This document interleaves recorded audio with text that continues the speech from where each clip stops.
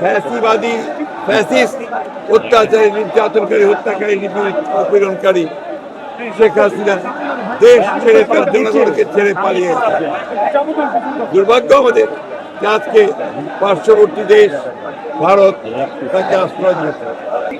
বিএনপির প্রতিষ্ঠাতা রহমানের মাজারে এসেছিলাম জিয়ারত করতে এবং তার প্রতি শ্রদ্ধা জানাতে।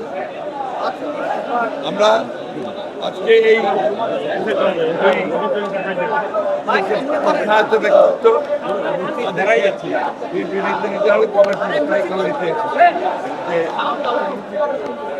করা হয়েছে, তাদের অন্তর্ভুক্ত করা হয়েছে, সেই জন্য আল্লাহ তাআলার কাছে আমরা শুকরিয়া আদায় করছি এবং ওনাদের কাছে এই দোয়া করছি তাদের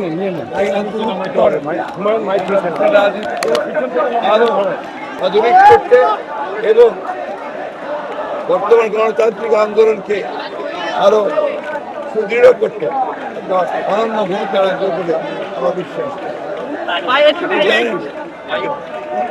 হাফিজ তিনি তার মুক্তিযুদ্ধের সময় থেকে তিনি তার অবস্থায় দৃঢ় করেছেন। পরবর্তীকালে রাজনীতিও তিনি নেতৃত্ব করেছেন, ডক্টর জাহিদ তুলনামূলকভাবে ইয়াং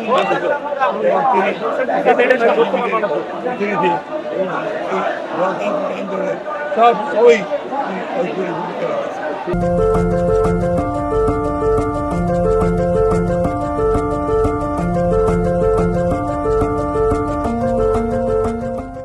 আমরা তাদের অন্তর্ভুক্তি আমরা সবাই আনন্দিত এবং আশান্বিত হয়েছি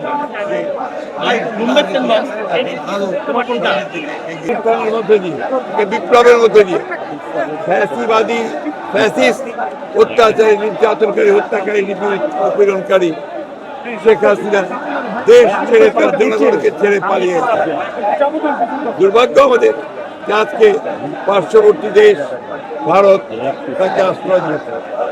তো সেখান থেকে তিনি আবার এই বাংলাদেশের বিপ্লবকে সংগঠিত যে বিপ্লব সেটাকে নস্যাৎ করবার জন্য বিভিন্ন চক্রান্ত শুরু করেছে। এই দেশের মানুষ শেখ হাসিনার যে অপরাধ এই অপরাধকে খাটো করে দেখে না। তারা মনে করে যে গত 15 বছর ধরে শেখ হাসিনার এই ফ্যাসিবাদী শাসন বাংলাদেশের স্বাধীনতাকে দুর্বল করে দিয়েছে, অগ্রগতির যাত্রাকে ব্যাহত করেছে। আপনারা দেখছেন তার শাসনামলে এই জাতিকে সে 18 লাখ কোটি টাকার ঋণে আবদ্ধ করে গেছে, পাচার হয়ে গেছে প্রায় $100 বিলিয়ন।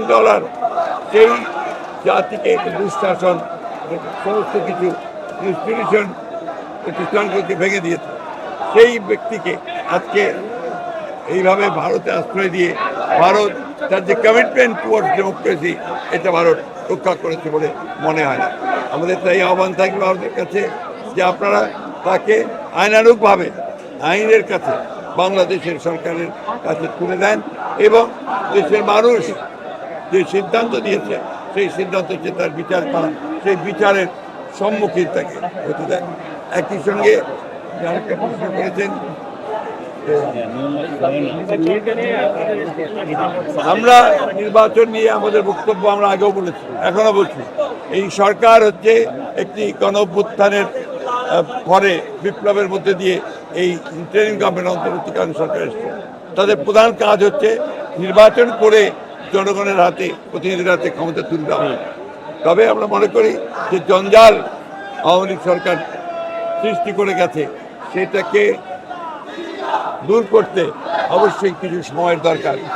একটা সঠিক সুন্দর নির্বাচন করার জন্য হলেও একটা সময়ের দরকার, যে সময়ে এই নির্বাচন করে এই নতুন সরকার তারা সেগুলোকে দূর করতে পারবে, সংস্কারগুলো করতে পারবে।